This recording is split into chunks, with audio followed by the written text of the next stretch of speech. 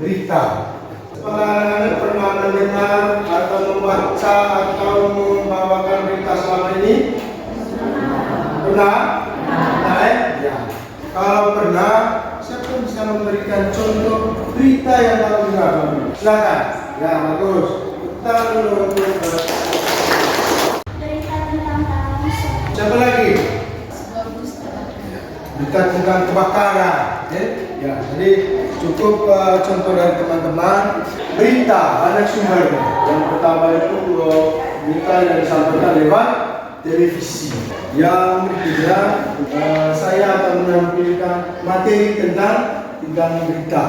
Kita mulai dari pengertian. Apa itu berita? Coba, itu orang. Ya, bagus. Berita adalah suatu teks yang berisi informasi mengenai suatu hal, kejadian atau peristiwa yang terjadi dan masih hangat diceritakan banyak orang. Ya, silakan kita untuk berita itu apa? Ya, seperti yang dijelaskan oleh teman sini tadi, bahwa berita adalah sebuah informasi. Informasi ini penting untuk kita semua. Dari berita ini juga ada manfaatnya, ada fungsinya. Siapa yang bisa sebutkan manfaat berita? Siapa? Silakan, angkat tangan. Ya, bagus, terkeras, silakan. Meningkatkan pendidikan, Meningkatkan pengetahuan. Siapa lagi? Ya, benar. memperbanyak masyarakat. Berita itu disampaikan melalui beberapa media. Yang pertama, media cetak. Media cetak di sini adalah koran. Yang kedua, media elektronik. Coba bisa sebutkan media elektronik di sini. Televisi. Apa lagi? Radio. Hanya ada perbedaan. Kalau di televisi itu bisa dilihat, bisa didengar. Itu namanya audio visual. Yang berikutnya susunan dalam berita. Jadi dalam berita itu ada strukturnya, ada struktur susunan, yaitu judul berita. Yang kedua, kepala berita. Yang berikutnya tubuh berita. Jadi ini struktur dalam berita, judul berita, kepala berita, dan tubuh. Judul berita. Judul berita berguna untuk menolong pembaca atau membantu pembaca agar segera mengetahui peristiwa yang diberitakan. Yang berikutnya teras. Di teras berita ini terdapat pada paragraf pertama di sebuah berita. Jadi setelah judul ada teras berita. Apa yang terdapat di sana? Yaitu menentukan isi berita yang akan dibaca. Yang berikutnya tubuh berita. Nah, di tubuh berita ini berisi kejadian yang dilaporkan. Yang berikutnya ciri-ciri teks berita. Ciri-ciri teks berita yang pertama itu fakta. Dan berita ini berdasarkan fakta atau kejadian yang sesungguhnya. Yang berikut update. Berita selalu diperbaharui setiap waktu. Yang berikut luar biasa. Peristiwa yang diberitakan jarang terjadi dalam kehidupan sehari-hari. Penting atau ternama. Jadi penting atau ternama di sini maksudnya adalah peristiwa melibatkan orang penting yang dikenal masyarakat. Itu yang namanya penting dan berita. Ciri-ciri berita yang pertama Lukas yang bertele-tele. Yang berikutnya adalah sederhana, mudah dipahami, mudah dicermati, mudah dimengerti oleh si pembaca. Yang berikutnya adalah singkat. Dan singkat juga menarik. Dan yang terakhir netral, tidak mengundang satu golongan masyarakat. Ya, berikutnya kita masuk ke ciri kebahasaan. Jadi ciri kebahasaan ini memulai kalimat dengan kata depan dan belakang. Memulai dengan kata kejelasan. Mulai dengan sebuah kutipan. Dan yang terakhir mulai dengan sebuah pertanyaan. Ini ciri kebahasaan.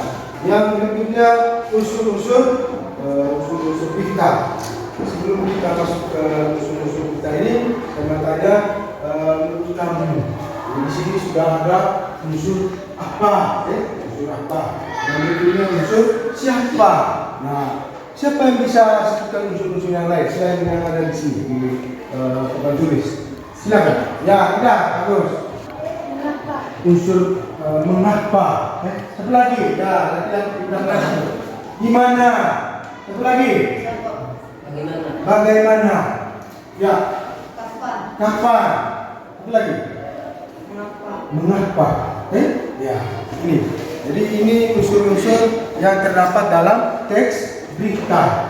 Kita bahas satu persatu dari unsur-unsur teks berita ini. Yang pertama, unsur apa? Apa gunanya unsur ini? Jadi unsur apa ini dalam berita untuk berisi pertanyaan-pertanyaan yang dapat menjawab pertanyaan apa, hal atau peristiwa yang diberitakan.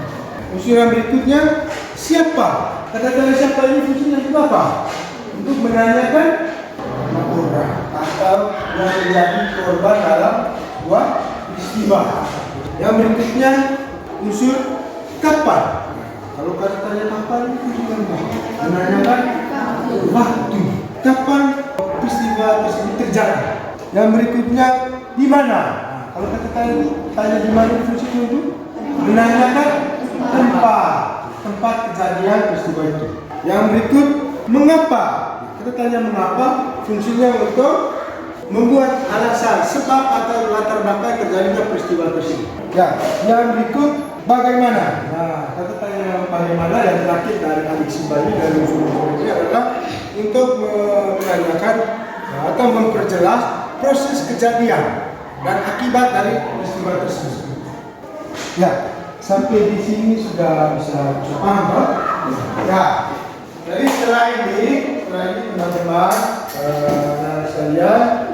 saya akan membantu kamu dalam kelompok. Kita cukup bagi 3 kelompok saja. Jadi saya persilakan kamu buat dalam 3 kelompok. Yang tertib, silakan. Kelompok 1 mana? Kelompok 1 ini. Kelompok 2. Jadi anak-anak, sebelum kamu kerja, saya minta kamu mendengar berita yang akan saya tampilkan dengan serius, dengan penuh tanggung jawab. Nah, kamu bisa mencatat kira-kira hal-hal apa yang menjadi jawaban dari unsur-unsur adiksi bahasa. Jadi saya akan tayangkan beritanya. Silakan kamu menyimak dengan baik untuk menyelesaikan pekerjaan kamu sesuai yang ada di lembar kerja yang saya bagikan. Sudah siap ya? Ya. Sebuah bus terbakar saat melaju di ruas tol Pejagan Pemalang di wilayah Kabupaten Tegal, Jawa Tengah. Beruntung, supir beserta penumpang berhasil menyelamatkan diri. Saudara, diduga kebakaran ini dipicu adanya hubungan pendek arus listrik pada komponen kelistrikan bus. Sedangkan 40 penumpang sudah melanjutkan perjalanan dengan bus lainnya. Sebelumnya dilaporkan saudara kebakaran bus berpenumpang 40 orang terjadi pada hari Minggu di ruas tol Pejagan Pemalang. Bus dari Jakarta menuju Solo ini diketahui terbakar saat salah satu penumpang melihat percikan api di bagian belakang bus. Kasus kebakaran ini kini dalam penyelidikan polisi. Itu kamu tadi sudah menonton beritanya. Silakan lengkapi tagihan yang ada di lembar kerja masing-masing. Silakan, saya beri kesempatan.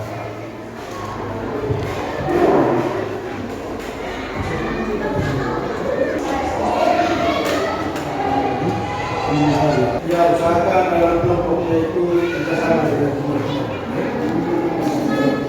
Ya, bagaimana anak-anak setiap kelompok sudah selesai semua? Sudah siap untuk presentasi? Silakan, kita mulai dari kelompok 1. Mana tepuk tangan dulu untuk kelompok 1? Terima kasih teman-teman, saya akan mempresentasikan hasil diskusi kami. Berita apa itu? Sebuah bus terbakar. Siapa yang menjadi korban dalam berita itu? 40 penumpang dan pengemudi. Di mana peristiwa itu terjadi? Ruas tol Pejagan Pemalang di wilayah Tegal, Jawa Tengah. Kapan peristiwa itu? Pada hari Minggu. Mengapa peristiwa itu terjadi? Dipicu adanya hubungan pendek arus listrik pada komponen kelistrikan bus. Bagaimana proses peristiwa itu? Salah satu penumpang melihat percikan api dari bagian belakang bus. Dan kasus ini ditangani polisi dan dari kebakaran ini tidak ada korban jiwa. Sudah? Silakan kembali ke tempat duduknya. Terima kasih dulu untuk keputusan dari kelompok 1 dan 3.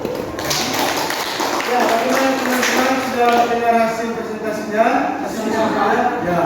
Mungkin dari teman-teman kelompok lain yang mau bertanya, silakan. Ya, bagus. Kita untuk kelompok 3. Saya mau menanggapi presentasi dari kelompok 2 yang di bagian unsur kapan. Yang lebih lengkapnya adalah pada hari Minggu atau dini hari. Ya, jadi itu lebih lengkap.